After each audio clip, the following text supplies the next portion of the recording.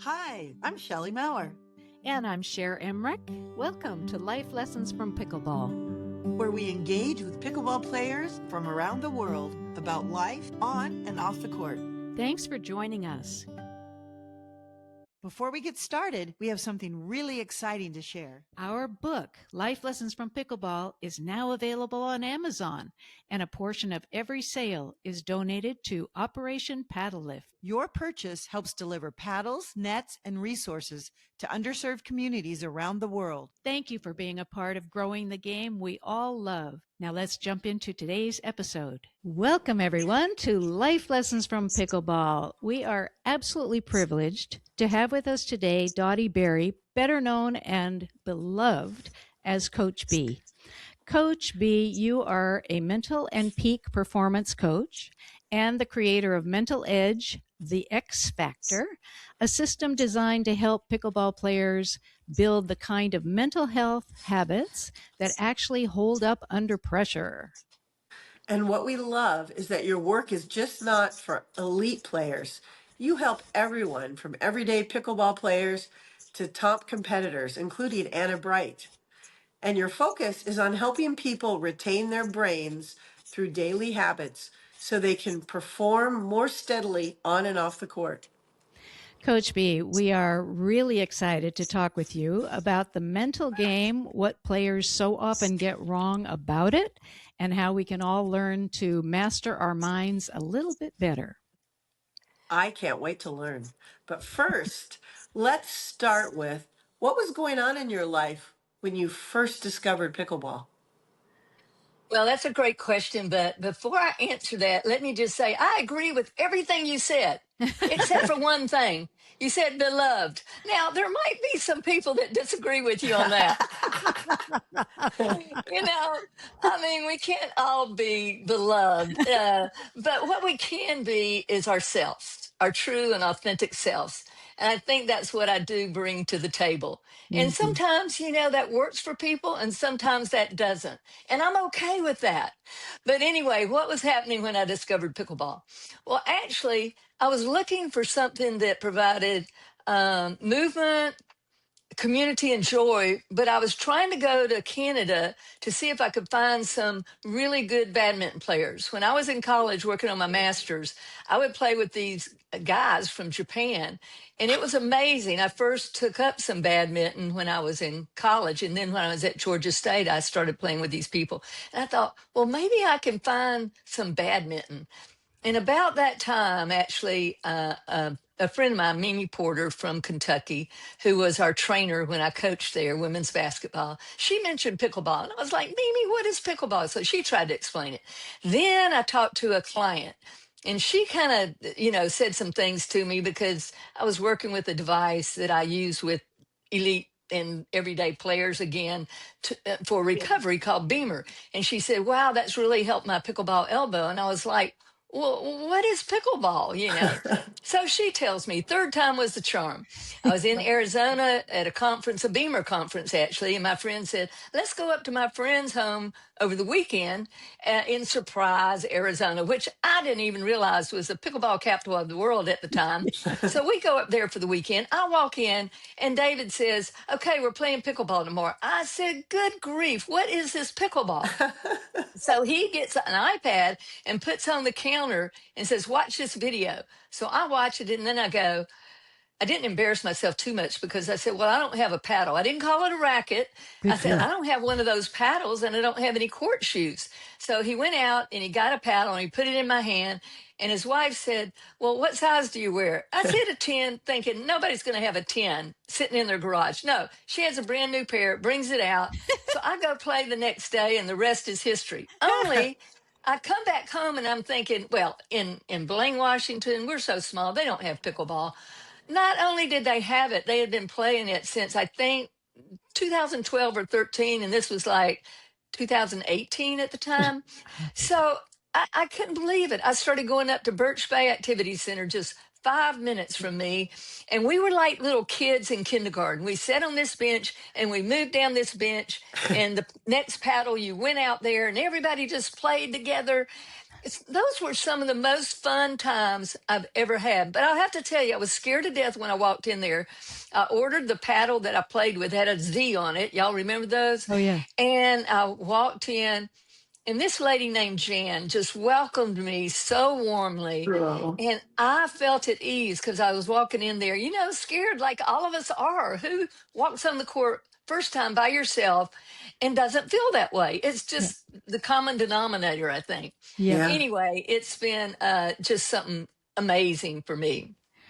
Well, you talked about having nerves when you first walked on the court. I still have nerves. I mean, every time I'm playing, and sometimes I have to keep score, like in a tournament or something, not a tournament, but in flights, we call them. And my hand is shaking. It's like, okay, I need to talk to Coach B. So when did this mind shift become your calling? Well, I actually started using the word mind shift back in 2000 to 2002 a lot in the work that I was doing because I thought, mindset, that's just a myth. We need to debunk it because a mindset is static. A mind shift is dynamic. So what I recognized early on, and by the way, when you have nerves, that's okay. That's normal. And that tells you that something matters to you. The problem comes in when we can't manage those nerves to our benefit. And the reason we can't do that if they derail us is because we haven't trained them. See, we know we have to train on the court. Right. We go out there, we drill, but we have to train our minds in the same way, and we have to do it daily. And so I've just been talking about mind shifts for a long time until finally the word is known to people and people listen. And that's the way it is. It's sort of like using AI right now. People are like scared to death of it. Some are, and then others realize that it's here to stay. And I say to people, look, when GPS first came out, people were going, no, I want my AAA map and I'm not changing. Who Yeah. uses a AAA map anymore? But I've always been an early adopter of things. So I think sometimes things just come to me before others. I'm not saying that's good or bad. I'm just saying that something in my DNA works that way. And so what I noticed early on, though, was that this lack of ability to have emotional regulation on the court tripped up people. And the better we got, the more it tripped us up because we got really attached to a specific outcome that we wanted. We wanted to be better, and so was getting better quicker than us. And we began to lose our joy. And people would come to me and they would say, I'm thinking about quitting. I said, well, you can, that's your choice. But what if it's a both and? What if you can have nerves and learn to use them to your benefit and you can retain your joy? So I don't think it's you have to give up one or the other. I think it's a both and situation. But here's what I will say. You don't rise at the point of pressure. You fall to your level of training. See, people think if they just get in a pressure situation, if they have confidence and think I can do it and all like this, that they'll overcome it. And then when they don't, they really are hard on themselves. They judge themselves. Well, I had confidence and I really thought I could do it and I still failed. And I say, well, it's not your fault. Nobody taught you that you have to train it. Even coaches say, oh, they talk about the mental game. But I ask coaches all the time, how do you train the mental game? And they're not doing it. So if they're not training their players on how this works with the mental game, then they're all going to continue to fail because coaches are playing too. They're also players. Right. So this is just like my passion about the mental game. So I want to just say, how do you train the mental game? I'm Well, assuming, is that the mental edge, your X factor? Is that yes, yes. okay? And but within that program, that's my coaching, I utilized the framework of being a coach in positive intelligence.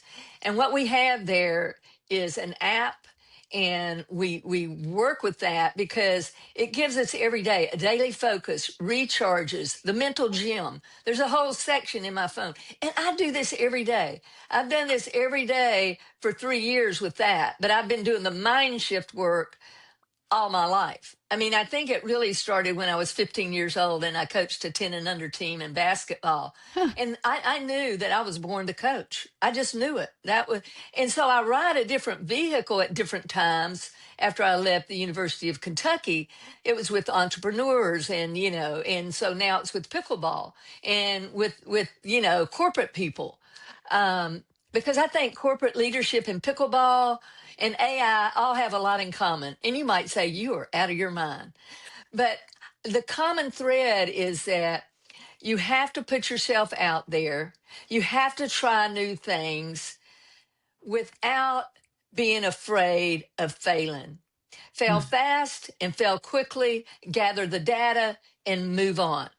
That's what really creates you getting better, whether it's in leadership or utilizing AI or pickleball or anything. Is that why we unravel? Because we aren't letting it go? Or I mean, because we just unravel on the court sometimes. I'm saying the royal we. I Yeah. do that.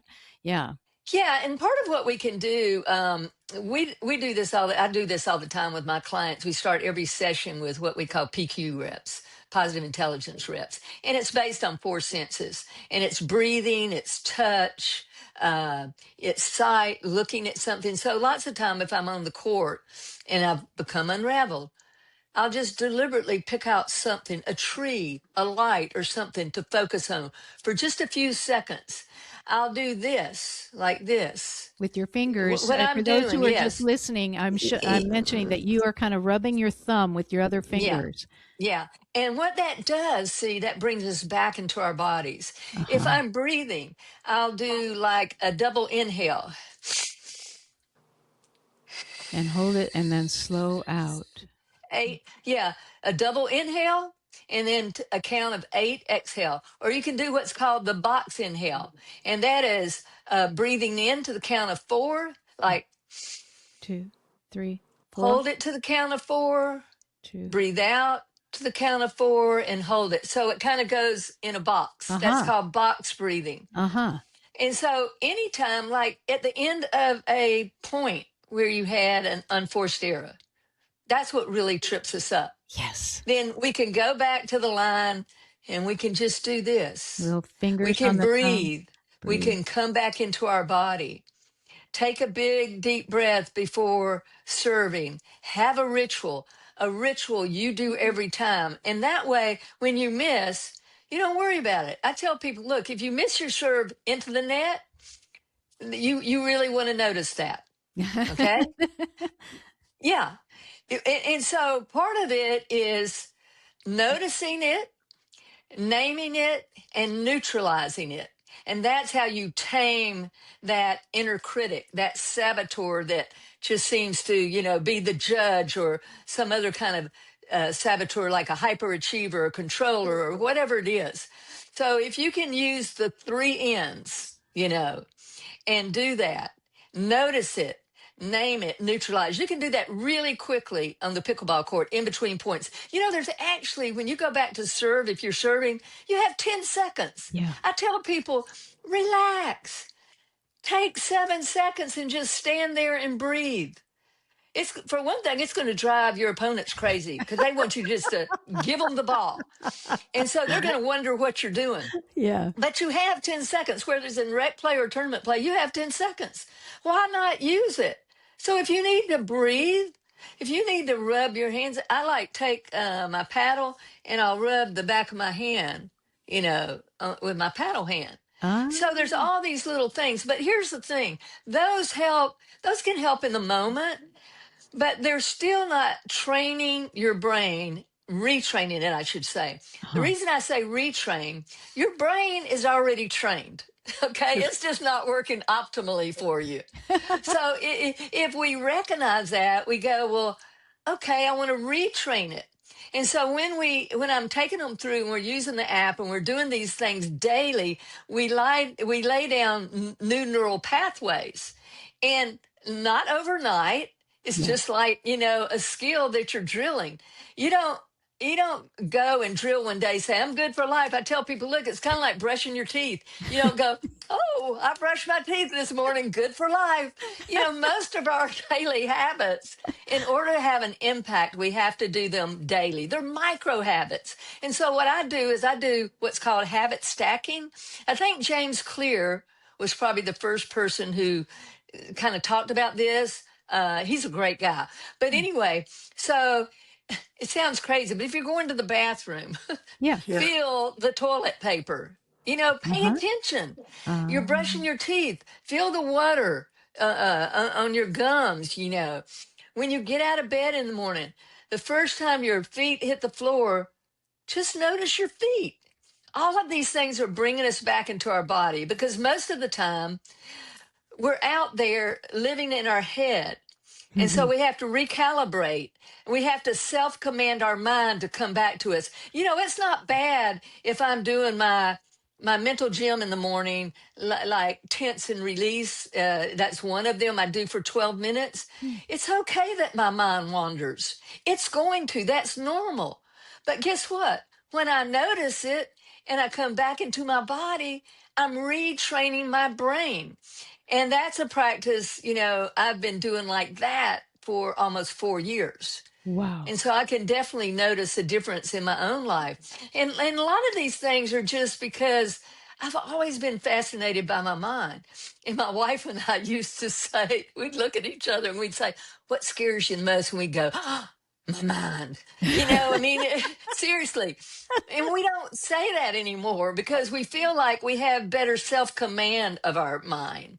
And that is really encouraging. Yeah. It doesn't mean we're perfect. And people come to me and they'll say, oh, Coach B, I just got to get rid of these thoughts. I got to get rid of these, saboteurs that are derailing my life forever. And I go, well, you want the good news or the bad news first? The good news, of course, is that we can shorten the recovery time from being in our saboteur to moving into our inner wisdom, our sage. The Uh-huh. bad news, if you look at it this way, is they're never going away. And they're not bad. What they are is ways that we learn to respond, usually in childhood. Yeah. And that helped us survive. And this is if you had a good parents or bad parenting. Yeah. It's just what kids do to survive. They're not doing it deliberately, but they do it. And so once you realize, oh my gosh, I'm an adult, I don't need to just be surviving, I need to be thriving, then life gets really exciting. Like, doesn't that sound like a lot more fun than just surviving life? I mean, for Pete's sake, everybody survives life until they don't, and then we die. but I want to do something a little more with my life. And I think that's what really motivates me and propels me to want to work with people who want to be worked with. I have no desire to arm twist people and say, you really need to be working on this. Good grief, no. But for those who really are excited about elevating themselves, both in life and in their game. I mean, I think, from Anna Bright's feedback that I shared with you all, I think what she was most shocked at was how it was impacting her off the court. And then, when you grow off the court, you grow on the court in ways that you might not expect to happen. And that's pretty much how it's happened with everybody that I've worked with. Tell And us a so it little doesn't bit. matter that she was an elite player and they were not. That fascinates me that an elite player, um, maybe it doesn't surprise me that they might need help with the mental game, but are there similarities between like Anna Bright and what she was struggling with and what maybe Shelley, who's a tournament player, also might be struggling with? Well, I didn't start working with Anna because she needed it. In fact, she wasn't even sure if she needed it. Oh. She was just curious, see? Ah. She was curious about working together. And that curiosity led her to think, wait a minute, I'm an elite player. What is a 4.0 player? What could they really help me with? Yeah. And that's where we have a little bit of a misunderstanding that between coaching and playing, et cetera. But she was curious enough to know and say to herself, well, what if there's something I don't know? And so it wasn't that she needed it. Do you understand what I'm Yes, saying? I Uh-huh. do. And it doesn't mean that Shelley would need it. Yeah. But if you wanted to just say, I want to move to a new level, and I don't think that just drilling and this kind of thing, because it is a separator. It is a separator between the good, the great, and the elite. Okay? That's the separator, is the mental game. Even within the levels, you can we're going to be at whatever level we're at. There's a good chance that I'm not going to be a 6.0 player in my lifetime. Uh, who knows? I'm not saying it can't be done if I wanted to, really put myself out there that way. But I mean, let's just look at it. Probably not. You probably would. If you really wanted it, If you put your mind to it, my yeah. dear, I don't Yeah. think anything is going to stop it. Yeah. Well, I'm just saying that within levels, though, Yeah. Shelley, you tell me, it's usually the mental that separates the people within the level. Okay. Yes. And, Well, and yeah. and as you're talking about it, just recently, I just did my second tournament 3-5 to 4-0, so moved up. And, Uh-huh. I got so used to medaling in my 3.0 tournaments. And you go to your first one at a higher level, like you talked earlier, you're nervous, you become derailed, you lose your confidence. And I definitely am wishing I had a mental infrastructure like you were talking about, where I was rubbing my fingers together or doing my box breathing or focusing on an object, or just I can see how just having routines like that would help settle you down. Yeah, I mean, the routines will help. The next level is building that mental infrastructure. And so what I've created is, I say people come to me with intentions, their hopes, their dreams, okay? And they, at the end of that, they want results and impact.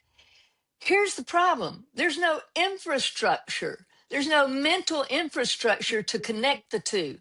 And so the mental infrastructure that we build is the part that is the bridge. And let me just emphasize, they build it. I don't. See, whatever Anna Bright has gotten out of it, it's hers. Mm-hmm. It's not mine. Mm-hmm. I'm a coach who says my coaching style is I'm a mirror for what you already know. And sometimes I can mirror back something somebody's not ready for. And I have to realize that, and I have to pull back, or change course, have to let them sit with it. I have to pause, because when I do, I enable them to really pull that in. And then when they get that shift, oh my God, it's like goosebumps.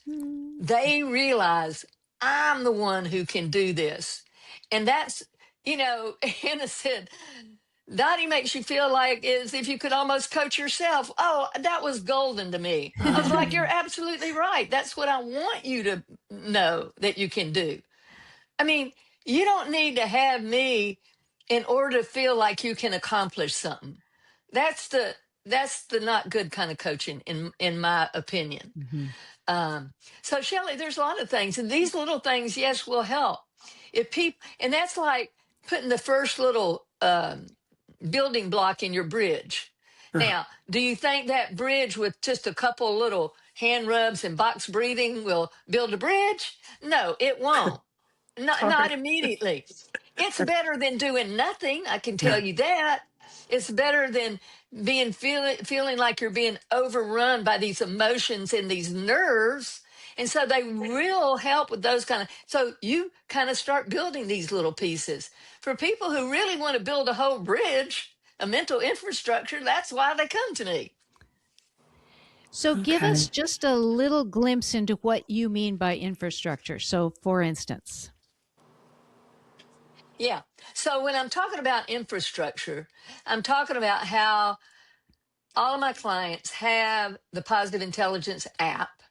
And I tell them when they first start with me, I say, look, I can get you the app and you can just do it on your own. And they said, no, that's why I'm coming to you. And I say, well, it'll be the same price as that's on the Positive Intelligence website, but I'll get you set up on that. And they go, no, that's not what I want. I said, well, if you're wanting me as the coach, then that's different. That's a different pricing. You see what I'm saying? But we take that, and it's like a 7-week program, and I put in a week on the front end and the back end to work with them. So it's about an 8 to 9 week program. And I work with people in really building that infrastructure. After that, they decide if they want to keep working with me, which Anna did, Yeah. So, they just make those kind of decisions. The app they have for a whole year, whether they keep working with me, if they want to go, once they go through the basic program, I'm okay with that. Use your app. We can do it once a month. We can do bi-monthly then, whatever is helpful to you. But that's how you begin to build that mental infrastructure, because that really creates micro habits that you're building every day. Like if you have a daily focus, Yeah. and then you have recharges where it's kind of like if you have a car and it's got gas in it and you gas up at the end of the day, but then you run it out of gas. Well, then you got to put some more in it. That's like our system. We have to recharge our mental capacity throughout the day. But the good news is this whole thing only takes 15 minutes a day. Wow. Literally 15 minutes a day. And then they work with me for an hour. Wow. And, there's so many things I think that are even more important than what we're talking about. And that's like, I'll just share a quick story with you. Back in the day, I did a thing called Pickleball Happy Hour, and it was private, because I wanted women to feel really safe. I guess if I'd really wanted to, I'd have done a podcast and had some huge podcast now, but it was just a private thing. But a lady came to one of my Pickleball Escapades event in Santa Barbara, and she came up to me. She said, I got to tell you something. She said, I realize you don't know who I am, but I was on your Pickleball Happy Hour all the time. I said, you were? I said, I'm so sorry I don't recognize you. She said, well, you wouldn't because I didn't say anything. But you all were my friend. Aww. She had just gone through a divorce, and she said, I don't know how I would have made it without you. Aww. Now that's worth everything to me. Yep. I mean, it really brings tears to my eyes just to think about,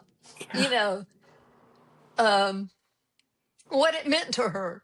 And then it meant so much to me. Yeah. And this is the pickleball connection. This is, we have joy in both sorrow and excitement of winning gold medals. Yep. And Shelley, back to you about that gold medal stuff. Oh my gosh. People that just keep winning gold medals at one level, I go, for Pete's sake, give it up. Move up. And then the hard thing, though, is that most of the time you kind of get crushed in the beginning. Yeah. Not always. Some people go and they just start winning gold, but that's not usually it. Really has one gold. And so that's hard to take because we don't know what to do with it, because without knowing it, we've built our identity on how well we did in pickleball. And we don't want to do that. That's part of the mental edge that I teach too. Okay. Your identity is not pickleball. Pickleball is what you play. It's not who you are. And that's why I say, who do you want to be on the court versus what do you want to do? That's the real thing people have to answer for themselves. Otherwise, pickleball, which brought so much joy, begins to drive people crazy, and they're embarrassed to share that with people. They're embarrassed to say what's going on in their mind about this game that they dearly love, that is using up so much energy, telling them they're bad and wrong and not enough when they lose. It's just not the truth. It's just a lie that the judge tells us. See, the judge, there's all these accomplices under the judge, but that judge is mean and nasty. The judge tried to convince us that I'm your best friend. We've been together all our life. Come on now. And it just tells us lies. And guess what? We've believed some of those lies for a long time. Yeah. And it's time to, take those shackles off. we don't realize they're not really shackles. They just appear to be. That Yeah. we really have the key to open them up and get out of prison that we're creating in our mind off of this beautiful sport called pickleball. Yeah. If somebody doesn't invite us, we're not bad. We just didn't get an invitation. It's almost like junior high again when you didn't get invited to the party or something. I mean, not everybody likes each other the same. It's okay. Find somebody who really adores your company. There you go. I mean, that's so important, I think, to really adopt groups around you that appreciate the essence of who you are. And if they Absolutely. don't, they don't have to be bad or wrong. No, Just let them go. let them Yeah, go. let them And go. you even mentioned that what you train is for on and off the court. And that's what you're saying, that Absolutely. the impact it has in people's lives, even off the court. Is all of your training in person, or do you do anything remotely? None of it's in person. None of it's in person. It's all remote. How could I have been with Anna Bright? I was just with her one time in person in Florida when I was down there, and we got together I'll be at a there. coffee shop. And so we had our coaching session sitting right outside the coffee shop. I'll be there. But yeah, because my clients are all over the place. Cool. And, the common thread with everybody who's, done this work with me and my coaches for our pickleball escapades, Kay Quall and Angela Oakes, they both have gone through this. But yeah, this is available to people in a way that they can choose to embrace. I live in Blaine, Washington, a very tiny town. Yeah. The great thing about Zoom is that I can meet my clients there wherever they are. Sometimes Anna was riding in the car, and and say, okay, stop right now. And she's like, give me 3 minutes, I'll be there. Or, she's sitting in the car after being on the court for 2 hours in the morning, drilling because she knew that was important. Mm-hmm. So, yeah, I think the common thread in all the feedback that everybody's given me is they are shocked at what they learned about themselves that helps them in their everyday life. They were not expecting that. They come to me for pickleball. Yeah. And I always know that. And I kind of giggle because I get excited about it. I know they're going to have some aha, and it's going to really impact their life. I don't know what it is. I have no idea what it's going to be, but it's exciting to know that it's going to be there. And that has been across working from I think it's been mainly from 3.5 players and up, Yeah. I think, I would definitely work with a 3.0 player, but I haven't had any contact me because they don't realize it impacts them until they start playing at about 3.5 level. And between the 3.5 and the 4.5 is when people just, they're so brutal to themselves. Oh. And that really inhibits them getting better on the court. Wow. Wow. So, my gosh, I just can't even imagine all of the adventures that you've had and the way you've impacted so many people's lives. But what are some life lessons that you've gleaned that you could share? Oh man, I think the main thing is just bring your passion, bring your authentic self, bring your essence to the table, and just be okay with whatever shows up. And so that's kind of been a guiding thing for things I've done with my Pickleball Unites. I went last year and coached in South Africa, Mimo, South Africa. What an amazing community of 500 people with the first dedicated pickleball court in all of South Africa, and coached there, and then coached in Ghana.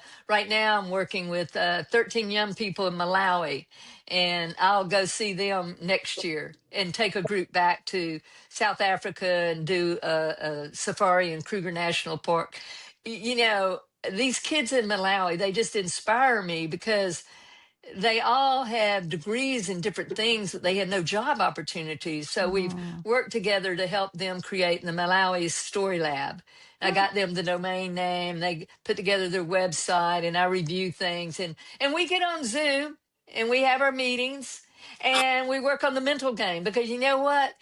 I know it breaks my heart that they don't have what I have. But I Mm. say to them, there's one thing that you have that we all have, and that is your mind. Yep. And you have to learn to self command your mind so that you can do what you can where you're at with what you've got. And Amen. they are being remarkable. The other day, one of them had gone to South Africa to work in his sister's business, and he made enough money to buy them 2 new nets. And he was showing me the nets that had just arrived. They were so excited. And they combined a pickleball event with a mental health day. And they Oh, created all of this themselves. perfect. So rather than me inspiring other people, let me tell you, they're inspiring me. You all inspire me with what you're doing. Because these life lessons in pickleball, you've been at it. It takes a lot of tenacity and resilience to keep doing this all the time. Yep. I mean, I really admire that in you all. I hope you really recognize how rare and special that is, that people can just stick with something and do it. Thank Uh, you. it's amazing. Yeah, And you're welcome. and speaking of another thing that you stuck with, this book, Empower, Pickleball Stories That Inspire. I'll say they do. And this is by Dotti and by Jody Belcher. And Yes. Coach B, Dotti, known as Coach B. Yeah. And it's available on Amazon. And it's a beautiful book, for one thing. Great cover, gorgeous, all different stories about people, and there are beautiful photos in it. And then you have all these other projects and ways that you're training people. And you said you have one website that will lead people to, and then list off all the things that might be on that website. Yeah, I know that y'all are going to make sure that this one link kind of goes in the show notes. Yes. And the reason I have that is because rather than saying, oh, here's the site for empowering women in pickleball, and get the book there. Here's the site for Pickleball Unites. Here's for, pickleball escapades. Here's for mental edge X factor. This one link, you can get all that. And then in there are some of the, podcasts and different things that I've been on. But it's really, it's sort of like the container Yeah. that holds everything. Yeah. So in this link, that, rather than saying it out loud, we'll just have it where people can click on it in the show notes. And the exciting part too for me is that we did a pickleball escapades by women for women retreat last year in Santa Barbara, and then we did one in Vermont. We're going to do one in Costa Rica in next May 2027, but we're actually bringing it home to the Pacific Northwest. And the Armory, Ferndale, that has a facility, several facilities around the state. Their main one started in Bellingham. They're opening one up in Ferndale. And so we're going to have our Pickleball Escapades retreat there, July 13th, 14th, 15th, and 16th. What we do is we do 3-day events. We start with a evening dinner together, and that's where our mental training starts. In fact, this gal, I'll just share this quick story. Yeah. This gal who told me about what being on the, show was had so meant to moved. her. Yeah. Yeah. Pickleball happy hour. She came up to me afterwards. Now, this woman is a CFO of a large hospital in California, the Bay Area. And she looked at me, she said, "You've blown my socks." I said, "What? What, Beverly? What are you talking about?" She says, "I go to a lot of stuff." She said, "If I didn't get any more than this evening, I would be thrilled," basically is what she said. And she says, "We haven't even stepped on the court." I said, "That's what we hope you get, what the possibility is." And so then we do 3 days on the court. We have 3 pillars. And I think this is how we're different than just a clinic. We do skills, drills, and techniques, and Angela handles that. We do dynamite doubles, which is a system, They're both also certified in dynamite doubles. Hella Spar created this. We got certified with her. Kay and I work with that. And we all work on the mental part, bringing it into the practice. Like we might see somebody get really upset at the end of a shot. They had an unforced error. We'll just kind of say, hey, everybody come together right now. We might say, we need to support Shelley right now. And so I might say, Shelley, and everybody here on the court, I want to do some breathing right now. Okay, I want us just to really take several minutes. I'm going to take you through some exercises. I might do, I'll do things, you know, some of the touch ones like this. Anyway, just a variety of things for several minutes. And that's how I teach people on the court to incorporate it, okay, in the moment. We recognize it in the moment. We handle it right then and there. You And then we go back. You notice it, you name it, and you neutralize it. Neutralize it. You neutralize it by noticing and naming it, and that's what allows you to tame it, you know? Oh, brilliant. Yeah. Brilliant. My gosh. Well, that's exciting news that you're in the Pacific Northwest neck of the woods, plus you're all over the world, plus you're online. And I talk about chock-a-block full episode. We can't thank you enough for taking the time. You are one busy gal, and you've taken the time to talk with us and share all of this wisdom with our audience. Thank you. And with us. Yeah. we feel especially lucky. Thank you. Thank you so much. Thank you. Thank you. Well, Shelley and Cher, I can't thank you enough. I mean, that we can help women rise. Yes. By just connecting, playing, rising. We're all in this together. Yes. And so I feel lifted up. I feel energized. I do too. I mean, the energy, you know, that's what's great. We have basically two channels. We have the data channel and the energy channel. Yep. And most people try to operate in the data channel. Yep. But the energy channel is the real key for connection. Yes. That's where it happens. And the key. And I'll leave one nugget with you. Yeah. You know, we think we read books and all of that's good. We go to conferences, but insight is 20% of your success. And you can, this has been said for ages, but 80% comes from the daily habits that you build and implement and do consistently. That's how you become successful. It doesn't matter what it is. Pickleball, business, you know, you name it. If you really want to achieve and be successful, you know, a kind of success that makes you go, yes, I got this. This feels good. That's how you do it. And most people stay too much in the insight part. And that's why they end up feeling disappointed with themselves. And I'm saying, you don't have to do it that way. There's another way. There's another way, and it's better, and it's with Coach B, and we can't thank you enough. And everybody, come on, sign up. Go. We will put the website in the show notes. Go there. You will see an amazing array of opportunities. And July is the Pacific Northwest clinic, 3-pillar clinic. And we'll see you there. And Sounds thank great. you all so much. Thank you again, Sharon and Shelley. Thank you. So fun. And we look forward to a new conversation next week. Bye-bye, everyone. Bye-bye. If you love our podcast, we'd be so grateful if you'd take a few seconds to follow or subscribe to Life Lessons from Pickleball. This ensures you'll never miss an episode and helps us continue these wonderful conversations. On Apple Podcasts, Spotify, or wherever you listen, go to the show page and tap the follow button in the top right corner. And on YouTube, click the subscribe button under any of the episodes. Thanks so much. Hope to see you on the court.